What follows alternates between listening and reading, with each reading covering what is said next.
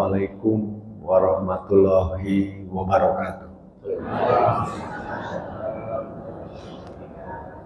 Alhamdulillahirabbil alamin. Asyhadu alla ilaha illallah wa asyhadu anna Muhammadar Rasulullah. Allahumma sholli ala sayyidina Muhammad wa ala ali sayyidina Muhammad. Allahumma sholli ala Muhammad fil awwalin wa sholli ala Muhammad fil akhirin wa sholli ala Muhammad bin nabiyina wa sholli ala Muhammad fil mursalin wa sholli ala Muhammad fil mala'il ala ila yaumil. Allahumma sholli ala sayyidina Muhammad salatan ridho wa nasbiri doa ridho. Bapak dan Ibu yang selalu dimuliakan Allah, sebelum memulai kajian ini kita berdoa bersama-sama, boleh? Ya, izinkan saya memimpin doa. A'udzubillahi minasyaitonir rajim. Bismillahirrahmanirrahim. Allahumma rzuqni fahamman nabiyyin wa hifdzal mursalin wa ilhaman malaikatil muqarrabin birahmatika ya arhamar rahimin. Ya Allah ya Rahman, hari ini kami berkumpul di Masjid Al-Istiqomah memohon kepadamu ya Allah, berikanlah kepada kami pemahaman yang sama dengan pemahaman yang dulu pernah Allah berikan kepada Nabi Muhammad Rasulullah SAW. Dan berikanlah kepada kami kekuatan para Rasul-Mu ya Allah, untuk bisa menjalankan perintah-Mu dan menjauhi larangan-Mu. Dan apabila kami tidak paham akan sesuatu, kiranya Allah berkenan mengirim malaikat yang dekat denganmu ya Allah, untuk mensucikan kami, untuk memberikan hikmah kepada kami dengan nama-Mu ya Allah yang penuh dengan kasih sayang, Ar-Rahman Al-Amal Quran. Amin ya rabbal alamin. Bapak dan Ibu yang selalu dimuliakan Allah, yang saya hormati para kiai, ulama, ustadz yang ada di sini. Pak Najib juga sudah menelpon saya terus. Maaf kalau agak low respon karena sambil syuting, Pak. Saya belum jadi ustadz, Bapak. Teman-teman saya wabil khusus Ahmad Fauzani lulusan 94 di Gontor manggil saya bukan ustadz, manggil saya Syekh. Ya, Syaitoni Rojim katanya. Karena belajar tafsir Quran dan hadis tapi juga masih main sinetron katanya. Imam Syafi'i dulu hafalan ayatnya hilang gara-gara melihat betis perempuan di pasar. Sementara saya setiap hari lihatnya, alhamdulillah ayat-ayatnya nggak hilang, saya bilang begitu. Bapak dan Ibu yang selalu dimuliakan Allah, saya sampai hari ini masih jadi pemain sinetron. 2015 saya bilang sama guru saya, Syekh Rahman Ahmad, saya mau berhenti sinetron, saya mau belajar Quran aja lah. Guru saya bilang, nggak boleh begitu. Tugas kamu justru menyampaikan Al-Quran di tempat kamu sekarang. Gua kasih sudut. Umar bin Khattab nyampein Qurannya di kelompok preman, Bapak. Kalau seandainya yang menyampaikan Al-Quran Abu Bakar atau Utsman di tempat preman, kayaknya udah digebukin duluan. Tapi kalau Umar bin Khattab kan malah menang terus. Hari ini berantem, besoknya berantem lagi terus. Jadi beda lahan, beda orang. Kalau mau pengajian kayak gini harusnya ya lulusan-lulusan Lirboyo lah, Teguh Ireng, Gontor, LC Kairo, LC Madinah, Hadrul Maut lah, kerenan dikit dari Yaman atau dari ya kayak Libya ya, Maroko. Janganlah di Pura. Tapi saya akan cerita sedikit sama Bapak dan Ibu. Jadi hari ini saya tidak akan tausiah tapi cerita aja ya. Pembicaraan saya dengan guru saya Sunan Rahman. Kalau di sini sebutnya Sunan Rahman, gitu. Kalau di sana sebutnya Syekh Rahman Ahmad. Jadi beliau pernah bertanya sama saya, di Al-Quran itu mujizat atau bukan? Saya jawab di surat 4 An-Nisa ayat 174. A'udzubillahi minasyaitonir rajim. Ya ayyuhan nas qad ja'akum burhanun min rabbikum wa anzalna ilaikum nuran mubina. Mohon maaf Bapak dan Ibu, paham yang saya baca tadi? Jangan pura-pura paham sama adipura yang biasa pura-pura. Paham nggak yang saya baca tadi? Belum. Sama, saya juga belum. Ya, di terjemahannya begini. Ya ayuhan nas, hai manusia, qad ja'akum burhanun min rabbikum. Telah kami turunkan mujizat untuk kalian semua. Apakah mujizat itu? Cahaya yang terang benderang, Al-Qur'an. Jadi ketika saya nanya, apakah Al-Qur'an itu mujizat? Saya langsung jawab pakai ayat surat 4 Al-Nisa 174. Kemudian guru saya malah menangis. Saya jadi bingung kenapa menangis. Kan benar jawaban saya. Ternyata akhirnya beliau menjawab, banyak umat Islam belum mampu menjadikan Al-Qur'an sebagai mujizat. Kenapa? Karena Al-Qur'an baru pada tingkatan surat 56 Waqiah ayat 77 sampai 79. A'udzubillahi minasyaitonir rajim. Innahu wal Qur'anun karim fi kitabim la yamassuhu illa mutahharun tanzilun min rabbil alamin. Al-Qur'an adalah bacaan yang mulia. Belum menjadi mujizat, kata guru saya. Kenapa? Karena kalau Al-Quran sudah menjadi mujizat, zaman Rasulullah SAW itu umat Islam memiliki kemajuan yang lebih daripada umat yang lain. Kok sekarang ya? Kata guru saya. Karena Al-Quran hanya pada tingkatan dibaca. Paham? Enggak juga. Enggak paham aja dapat pahala, gimana paham? Kata guru saya. Surat 12 Yusuf ayat 1, 2. Alif Lam Ra. Tilka ayatul kitabil mubin. Inna anzalnahu Qur'ana Arabiyyah la'alakum taqilun. Sesungguhnya Al-Qur'an diturunkan dalam bahasa Arab agar kalian memahami. Surat 43 Az-Zukhruf ayat 1, 2 dan 3. A'udzubillahi minasyaitonir rajim. Hamim wal kitabil mubin. Inna ja'alnahu Qur'ana Arabiyyah la'alakum taqilun. Sesungguhnya Al-Qur'an dijadikan dalam bahasa Arab agar kalian memahami. Salah tidak baca Arab? Tidak. Pahala insyaallah paham? Enggak juga. Bagaimana mungkin kita menjadikan Al-Quran kalau kita tidak paham? Dari kontekstual seperti itulah saya mulai nanya juga. Emang apa sih bedanya kalau Al-Quran sudah menjadi mujizat dengan belum? Kemudian dia menjawab dengan Al-Quran surat 20 atau ayat 1, 2. A'udzubillahi minasyaitonir rajim. Toha ma'anzalna 'alaikal Qur'ana litasqa.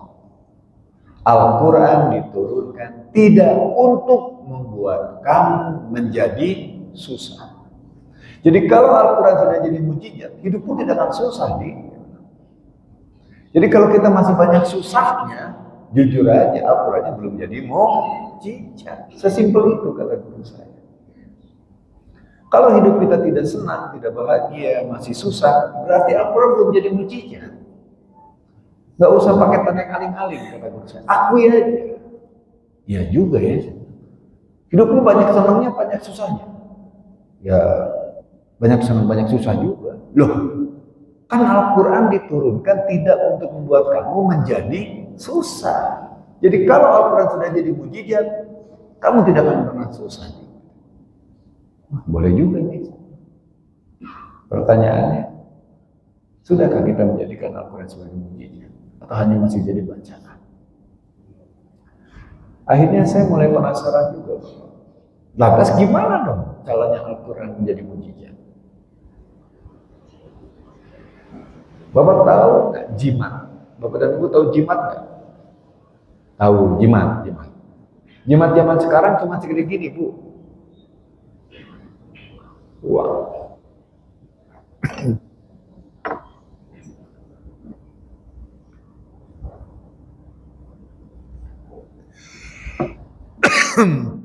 A'udzubillah.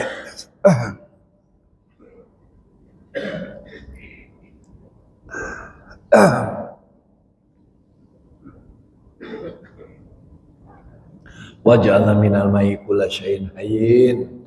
Dari air sumber kehidupan. Nuh ya Allah ya. Lucuan bocah.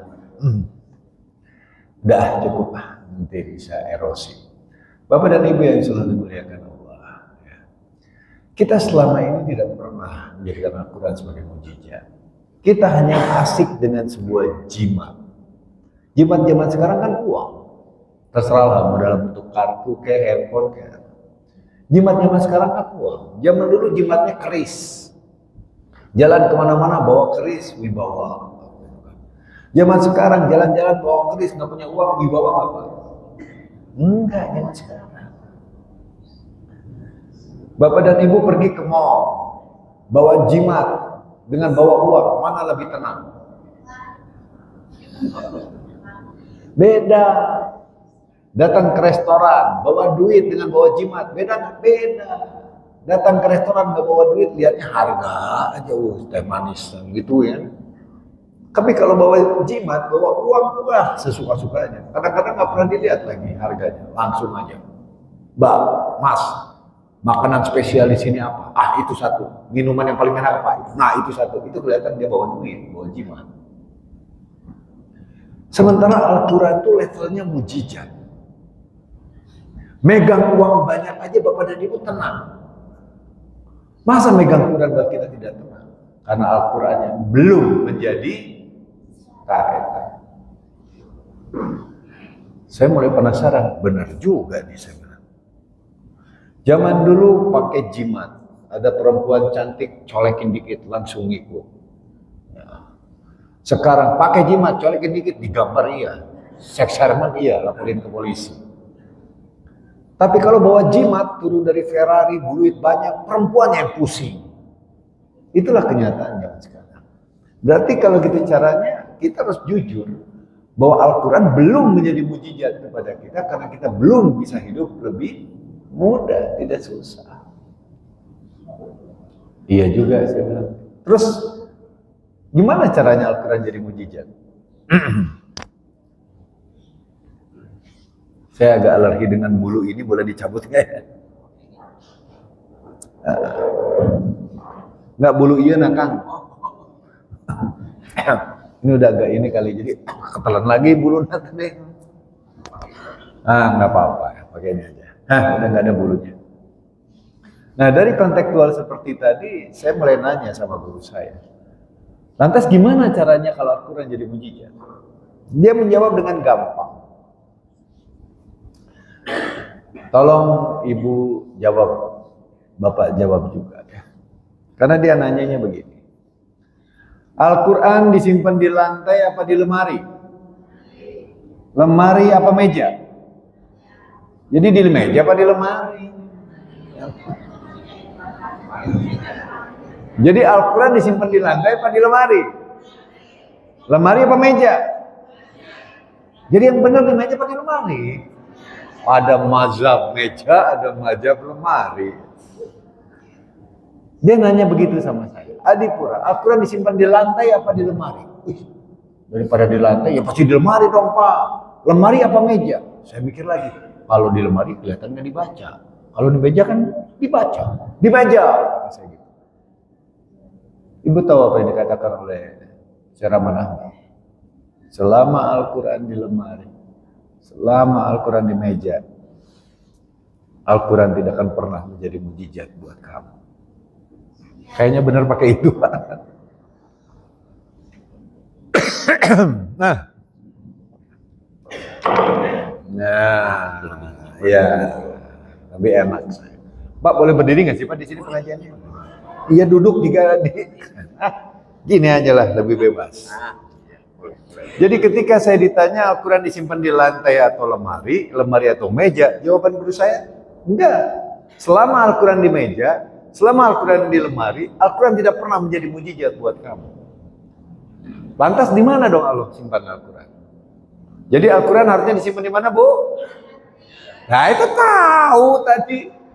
Surat 29 Al-Ankabut ayat 49. A'udzubillahi minasyaitonir rajim.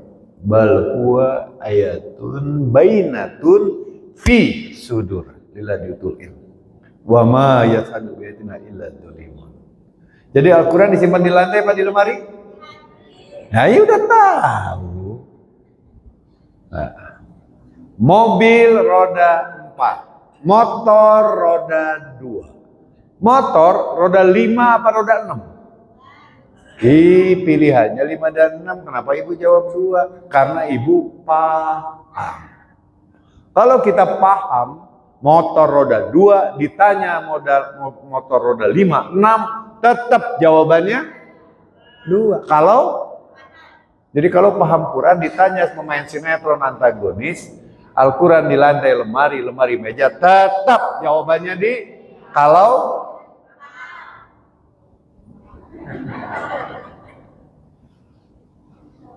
Terus guru saya ngomong lagi, ya udah deh, benerlah Al-Quran disimpan di dada lah.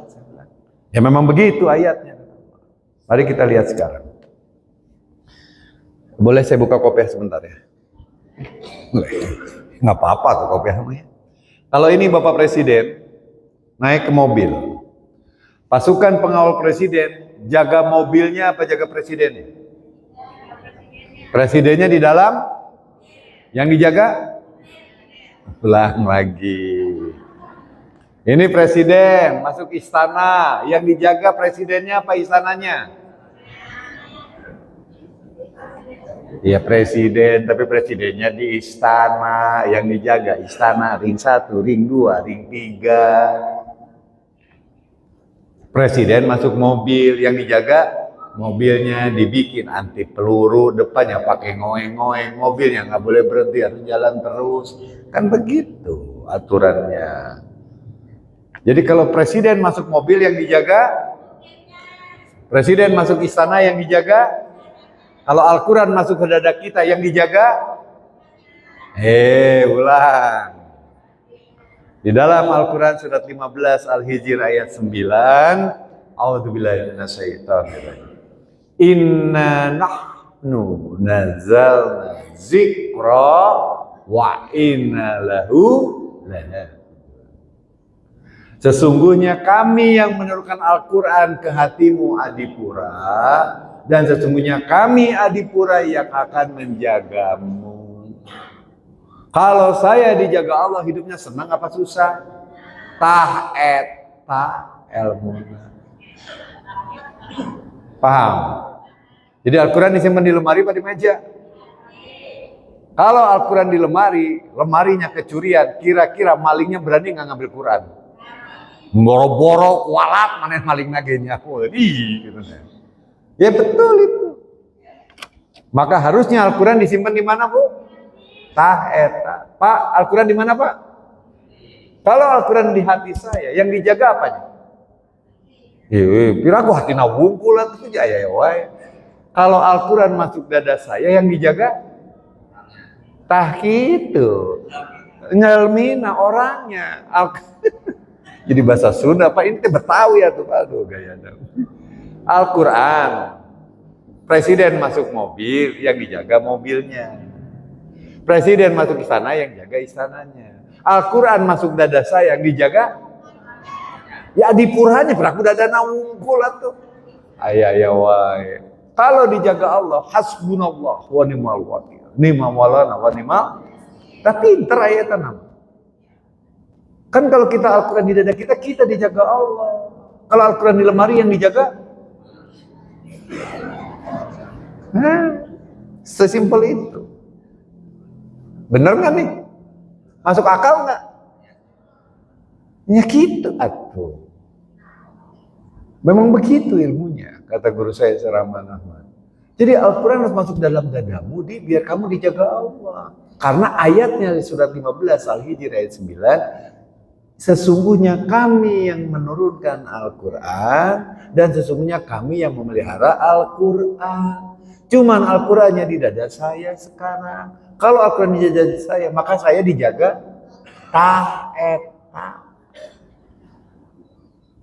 Yang masalahnya sekarang hati kita nggak ada Quran, adanya iri, dengki, curiga, soudon. Yang kayak gitu dijaga Allah? Enggak. Siapa ustaznya Adipura? Ih, ngerti apa dia? Kata orangnya. Kata Allah, yang kayak gini nggak mungkin dijaga Allah. Coba renungkan hati kita. Di dalam hati kita banyak apa? Banyak ayat Allah atau banyak segala prasangka, praduga, dan keburukan yang nggak mungkin, Bu, Pak. Pertanyaannya sekarang, saya juga nanya sama guru saya, iya juga ya. Ketika Al-Quran di dalam dadanya, dia dijaga Allah. Kalau dia jaga Allah, pasti hidupnya ya kan tidak susah, kata Allah. Al-Quran, Toha ma'anzala alaikal Qur'ana litatsko. Al-Quran diturunkan tidak untuk membuat kamu menjadi susah. Kenapa tidak susah? Karena Qurannya di dada saya, sayanya dijaga Allah. Dijaga sama teman saya aja yang bintang 5 udah senang hidupnya. Gimana dijaga? Nah, pertanyaan selanjutnya, mumpung masih ada 10 menit lagi ya. Jangan, karena soal tadi perjanjian. Ya. Bagaimana cara Al-Quran masuk ke dada kita? Iya, Quran masuk ke dada Bapak dan Ibu, gimana caranya? Gitu tahan. Ada yang tahu nggak? Kan udah banyak dibaca, dipelajari, dipahami, tapi masih kena kararia kelakuan. Loh, Pak, Bu, guru saya ngomongnya simpel. Saya pernah nanya sama guru saya, Pak, Syekh, bukti Al-Quran di dada kita apa? Harus ada buktinya dong. Di ucapan Adipura, perbuatan tangan dan kaki Adipura sangat dipengaruhi oleh apa yang ada di hati Adipura. Contoh, suami ibu 3 bulan nggak pulang-pulang, nggak ada kabar, nggak ada telepon, tiba-tiba pulang. Ibu ketemunya gimana nyambung? Assalamualaikum, waalaikumsalam, Bapak, alhamdulillah 3 bulan nggak pulang-pulang. Mau teh, kopi, apa susu dulu, atau mau mandi air hangat, gitu nggak Bu? Astagfirullah, gimana Bu? Gimana? Dari mana aja kamu? 3 bulan gak ada kabar. Kayak Bang Koim, gak ada tanggung jawab. Kayaknya udah nyerocos saja. Bener gak Bu? Tiba-tiba bapaknya gini, Ibu jangan marah. Bapak itu pergi mancing di laut. Tiba-tiba ke bawah arus gelombang. Terdampar di sebuah pulau. Gak ada signal di sana. Baterai habis. Sebulan Bapak teh berusaha untuk hidup sendiri di sana geluntang-lantung, tapi akhirnya Bapak teh gali-gali sana, gali-gali sini nyari makan. Alhamdulillah Bapak nemuin harta karun, Mama, ada 3 batang emas sekarang. Mana batang emasnya? Udah dituker, sekarang saya bawa 2 miliar. Rubah nggak? Gimana rubahnya? Alhamdulillah Bapak, kalau gitu caranya mah kena pulang sekalian. Perubahan ucapan perbuatan kita sangat dipengaruhi oleh apa yang di hati kita. Betul? Betul nggak Pak? Bapak ketemu temen, ya, bestie lah, sohib. Assalamualaikum, waalaikumsalam. Wah, kemana aja? Giliran ketemu sama orang yang minjem uang sama Bapak nggak ngebayar-bayar, gimana Pak? Sama nggak? Gitu juga? Enggak lah. Assalamualaikum, waalaikumsalam. Gimana, sehat nggak? Kelihatannya nyolot. Ucapan perbuatan kita sangat dipengaruhi oleh apa yang di hati kita. Betul? Betul nggak? Kalau hati saya berisi Quran, maka ucapan perbuatan saya apa? Ulang. Ucapan perbuatan saya sangat dipengaruhi oleh hati saya. Betul? Kalau hati saya berisi Quran, maka ucapan perbuatan saya apa? Ulang. Pada kaget apa belum bangun ini ya? Ya ulang. Ucapan perbuatan Adipura sangat dipengaruhi oleh apa yang ada di hati Adipura. Lagi senang, lagi sedih, lagi kesel, gitu kan Pak? Oke. Kalau hati saya berisi Quran, maka ucapan perbuatan saya apa? Iya apa, baik-baiknya apa? Kalau di hati Adipura berisi Quran, maka ucapan perbuatan Adipura apa? Quran. Maka suatu saat ditanya, wahai Aisyah, seperti apakah akhlak Rasulullah? Akhlak Rasulullah adalah Quran Kenapa akhlak Rasulullah Quran? Karena dalam hatinya berisi. Nah kalau kita isinya tahu, iri, dengki, sirik, pidik, wah waspada terus naon gitu. Yang kayak gitu disebut hatinya berisi Quran. Kalau kita pingin akhlakul karimah, akhlak yang mulia, maka hatinya harus berisi Al-Quranul Karim. Hati berisi Al-Quranul Karim, akhlaknya menjadi akhlakul eta. Cirinya gampang, lihat aja kelakuannya. Kalau ambekan mah boro-boro. Sesimpel itu Bapak. Bapak nggak bisa ngibulin di depan saya. Kang, Al-Quran udah di dada saya. Kelakuannya kayak gimana? Rasulullah SAW turun ke muka bumi memperbaiki bacaan Quran, sholat, puasa, atau memperbaiki akhlak. Itu target kita. Baca Quran harus mampu merubah akhlak kita menjadi baik. Sholat kita harus mampu merubah akhlak kita menjadi lebih baik. Saya sempat ditanya, Kang, ya, gimana tuh Al-Quran masuk ke dada? Gimana? Gitu kan. Ada yang tahu? Hah? Berubah jadi baik. Kita makan hasilnya. Ini Quran harus masuk dada kita gimana? Kan saya udah ngomong dibaca kayak ini kan akhlaknya gitu-gitu wae. Akhlaknya nggak rubah-rubah. Wah baca setiap hari bacanya. Masya Allah. Yang paham Quran ya para saya, lulusan Madinah, lulusan Kairo. Ya. Wah ya wae. Ayo apa? Kalau kita tidak bisa jawab bagaimana Al-Quran masuk dada kita, pantesan Al-Qurannya nggak pernah bisa masuk dada kita. Mohon maaf, jangan marah ya, jangan marah. Karena ini saatnya kita dibuka. Lagian yang ngomongnya juga pemain sinetron antagonis, suka-suka dia aja. Ya masa pemain sinetron antagonis ngerti, Bapak dan Ibu yang udah banyak belajarnya dari saya nggak ngerti, kan bahaya ini. Atau jangan-jangan nggak pernah diajarin juga selama ini. Saya nanya begitu sama guru saya. Udahlah, saya jangan banyak ngomong lah. Sekarang saya malu juga nih. Gimana caranya Quran masuk ke dada saya?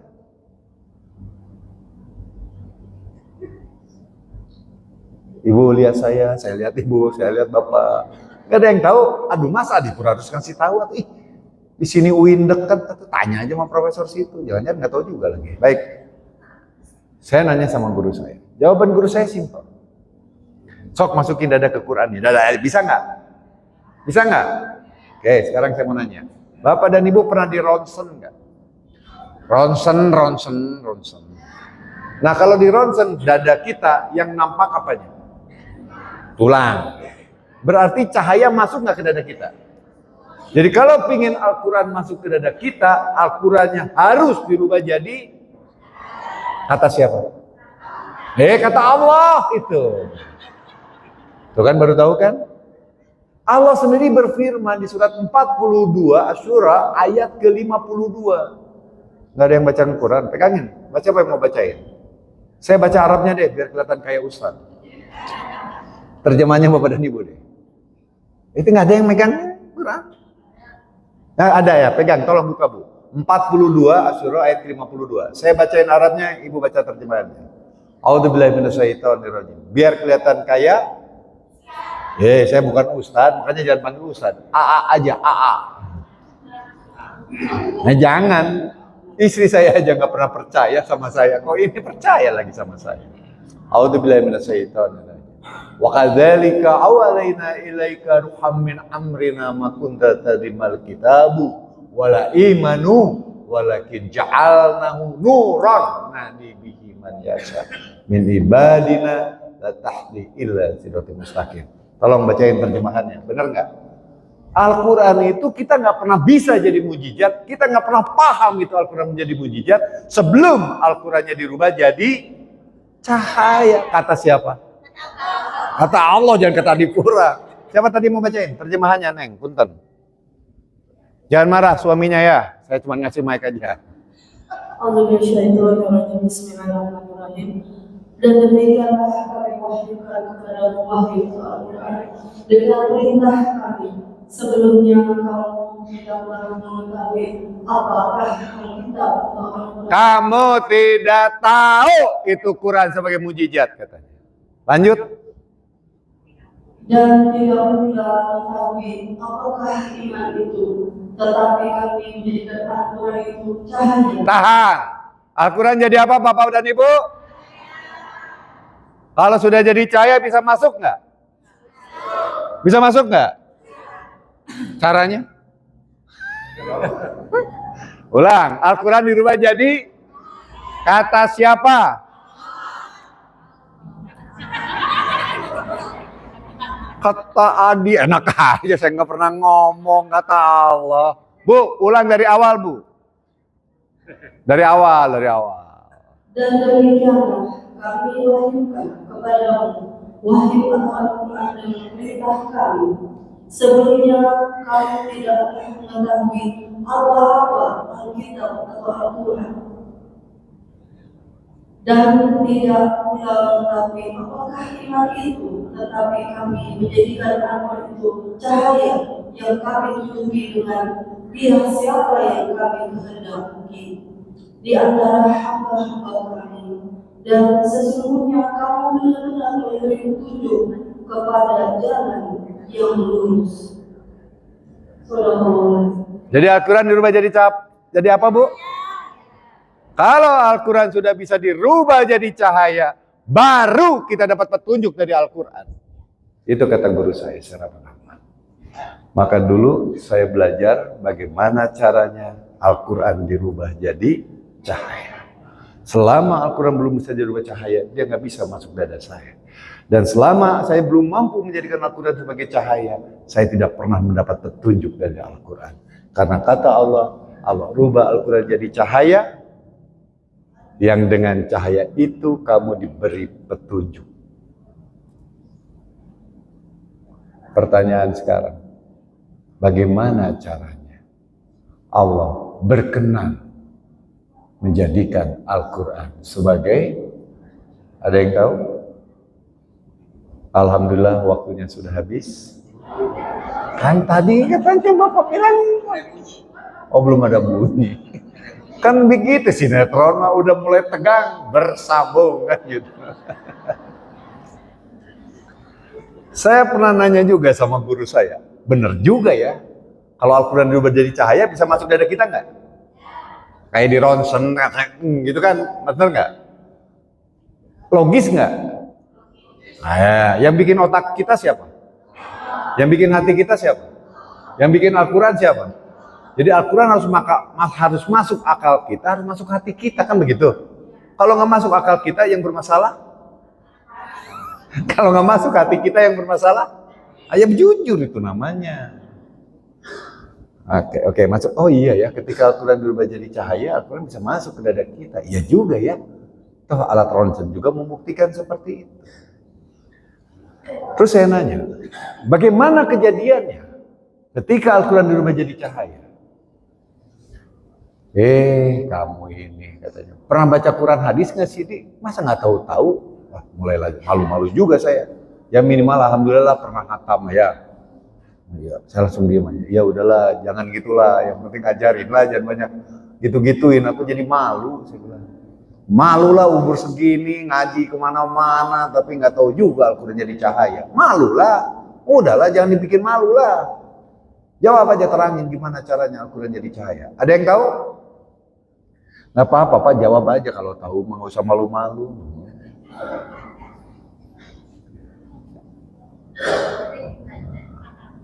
Nah, sama Bu, saya juga nanya, gimana caranya Al-Quran jadi cahaya? Jawabannya simpel. Dia sih simpel bagi dia, buat saya pusing juga. Ya buat dia kan, nah, tapi sekarang saya jadi nggak pusing juga. Makhluk apa yang terbuat dari cahaya? Nah, di surat 2 Al-Baqarah ayat 97, ini kejadian kepada Nabi Muhammad. A'udzubillahi minasyaitonir. Kul man kana aduwa li Jibrila fa innahu nazalahu ala sadiqal lima baina yadihi wa hudan wa busyra lil mu'minin. Malaikat Jibril turun bawa ayat Al-Quran ke dalam. Malaikat terbuat dari apa?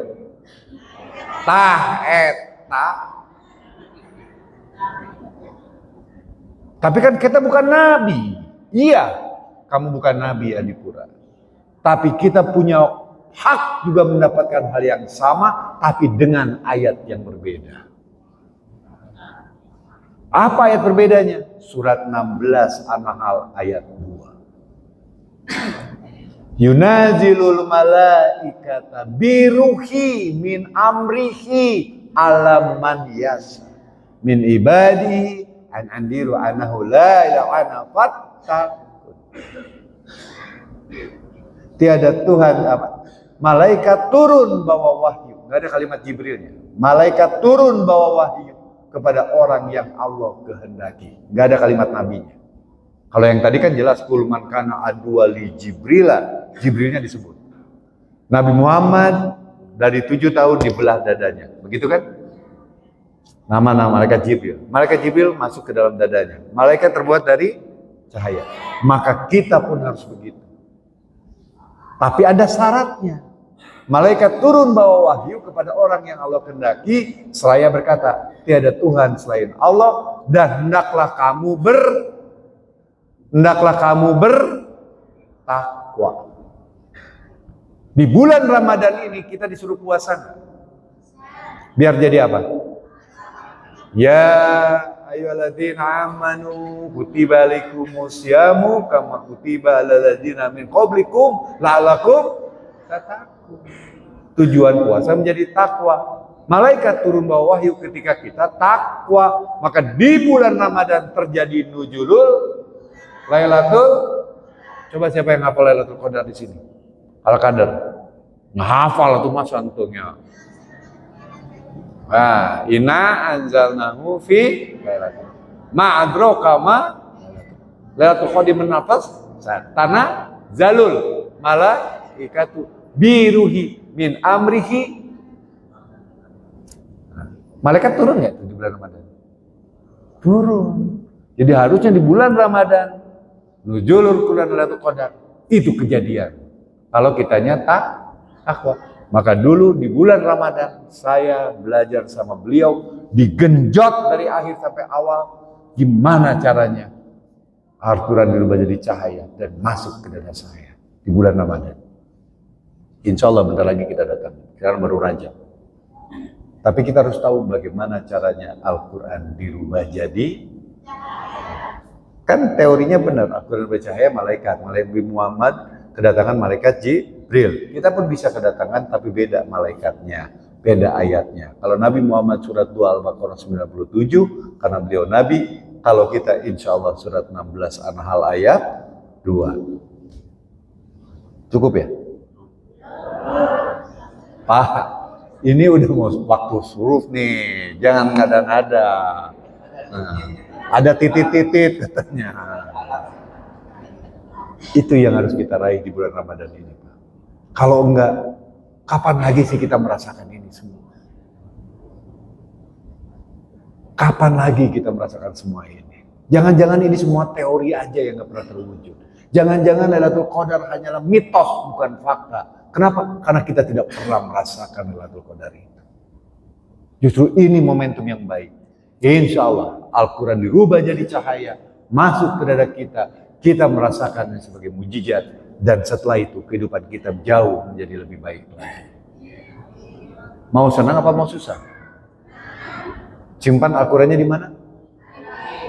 Nah, udah masuk ya? Belum titit juga? Nah, udah titit, udah katanya janjinya titit tadi. Ya santai aja. Yang penting kan saya senang Bapak dan Ibu tertarik. Saya senang Bapak dan Ibu mau menjadikan Al-Quran sebagai mujizat. Karena ketika Al-Quran di dada kita, kita dijaga Allah. Kalau dijaga Allah hidupnya senang apa susah? Yang harus senang duluan saya apa Bapak dan Ibu? Yang harus senang duluan saya dulu atau Bapak dan Ibu? Saya dulu. Kan ada ayatnya, ya ayyuhalladzina amanu lima taqulu ma la taf'alun kabura matan indallahi antaqulu ma la taf'alun. Hei orang beriman, jangan mengatakan yang tidak kamu perbuat.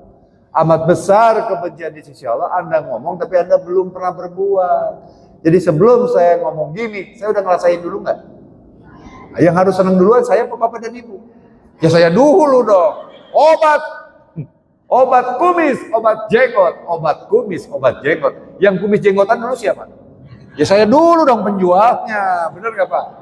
Nah iya, saya ngomong, Bapak dan Ibu, yuk mulai sekarang simpan Al-Quran di hatinya karena nanti hidupnya senang. Yang lebih senang duluan artinya siapa? Ya saya dulu Pak, dan saya buktikan itu. Iya, enak lah, udahlah, nggak usah diomongin, nyaman lah. Saya datang ke sini juga sendirian, celongo, lihat bapak-bapak, ya Allah, rajin semua. Ini lihat ibu-ibu, ya Allah, saya bawa apa tuh ya Allah? Saya cuma bawa Quran doang. Tapi saya pede kemana-mana, cuek aja saya. Iya, saya siar ke Kalimantan gitu sendiri, Jawa, Omo sampai ke Bali sendiri aja pakai mobil Jim gitu. Kucak ke Cantai, datang nyampein Quran, nggak ada beban. Karena kalau ada apa-apa dengan saya mempertanyakan, bener nggak sih kalau Quran di dada saya dijaga Allah? Kan tinggal gitu. Kalau nggak berarti itu Quran bohong. Ya, itu aja yang saya sampaikan, Bapak dan Ibu. Tapi ini mudah-mudahan menjadi trigger. Insya Allah Bapak dan Ibu nanti bisa belajar bagaimana Al-Quran dirubah jadi cahaya dan kemudian bisa masuk ke dada kita. Wabil khusus buat diri kita, wabil khusus lagi Bapak dan Ibu, anak-anak kita ke depan. Kalau anak-anak kita berisi Al-Quran di dadanya, dia dijaga Allah hidupnya, tidak seperti kita. Sementara itu yang saya sampaikan, saya mohon maaf dan batin. Kalau ada yang mau bertanya, boleh nanya. Kalau nggak ada nanya, alhamdulillah. Sabar Pak. Waalaikumsalam warahmatullahi wabarakatuh. Masa menanya ini, saya punya teman banyak. Itu nggak ada sama sekali ayatnya. Tapi saya bandingkan dengan ustaz-ustaz yang di sini. Itu mereka lebih. Coba bayangin aja. Cuma 2 orang haji mati di tanah kamera. Lumayan. Tapi mereka tidak ada apa ini, tidak ada mereka. Tapi kenapa mereka buat itu? Jadi,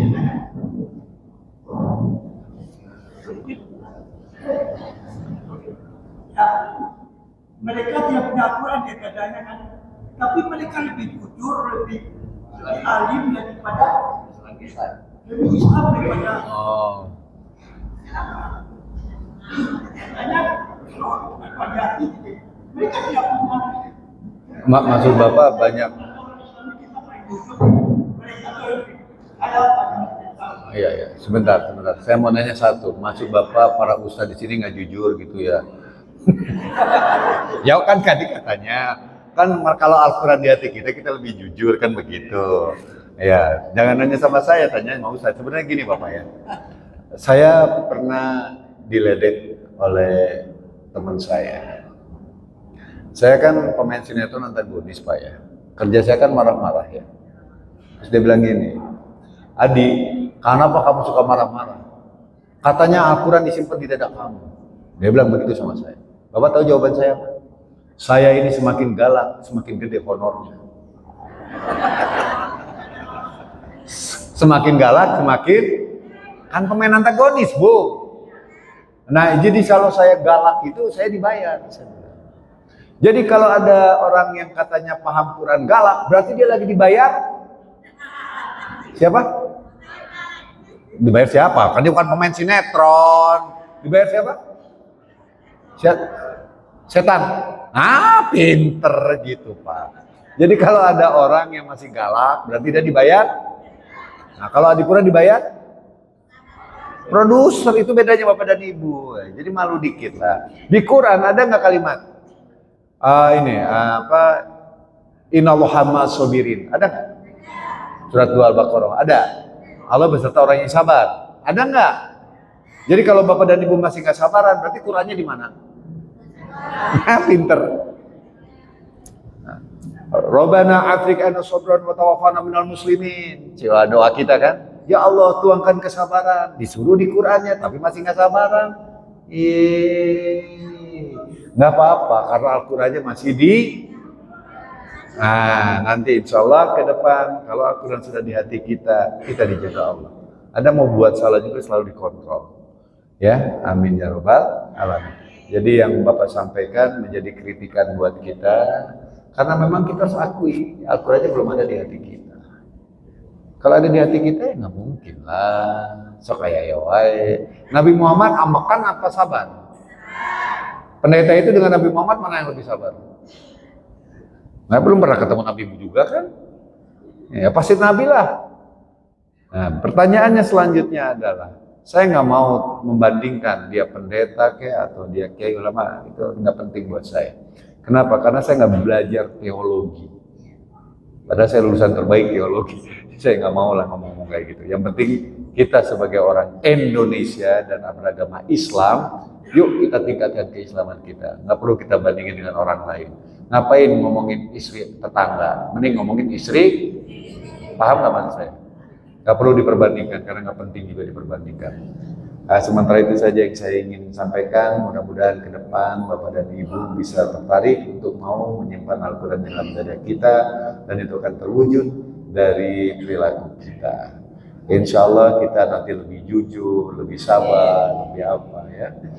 Dan nggak usah nilai orang lain. Buat apa ngomongin orang lain? Mending lihat diri saya. Saya udah jujur belum ya?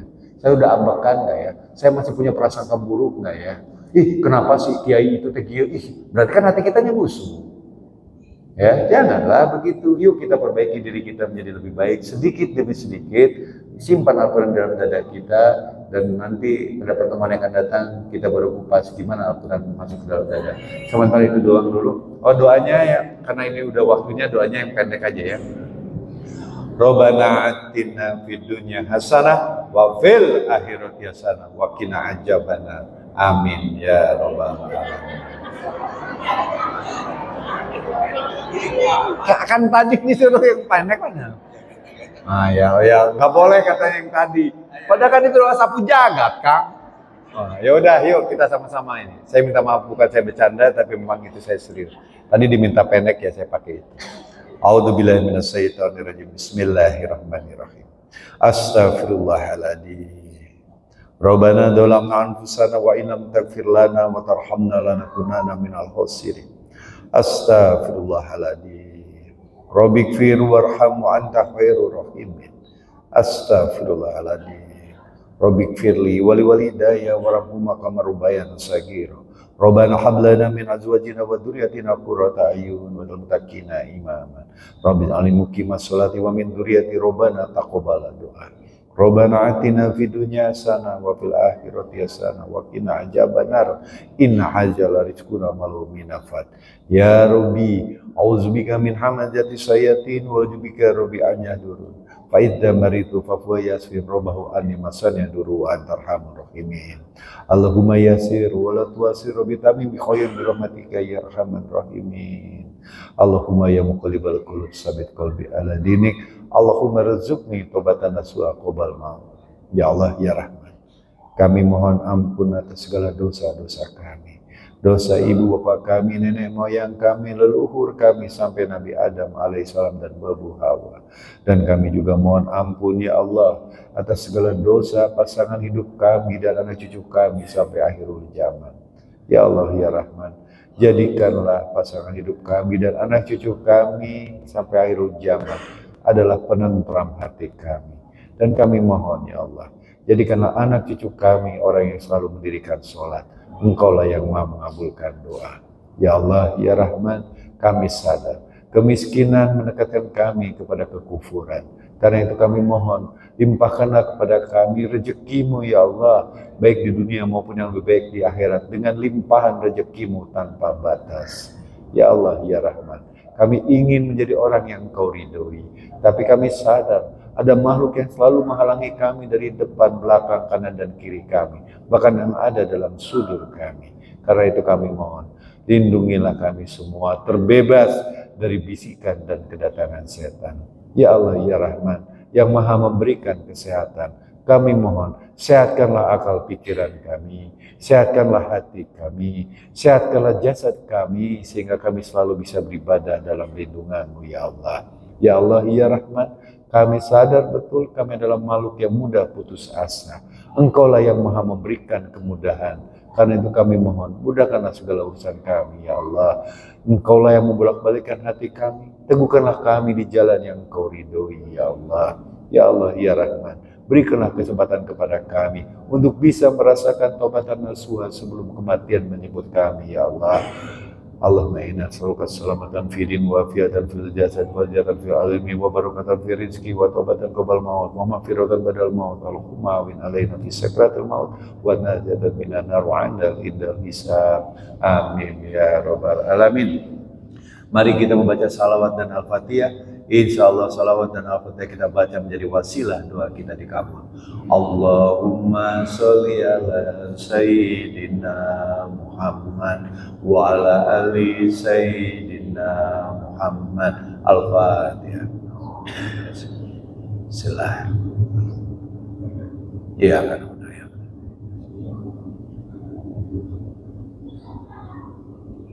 Mawasilah salawat al-fatihah tastajib doa duka. Amin ya rabbal alamin. Subhanakallahumma wa bihamdika asyhadu an la ilaha illa anta astaghfiruka wa atubu ilaik. Assalamualaikum warahmatullahi wabarakatuh.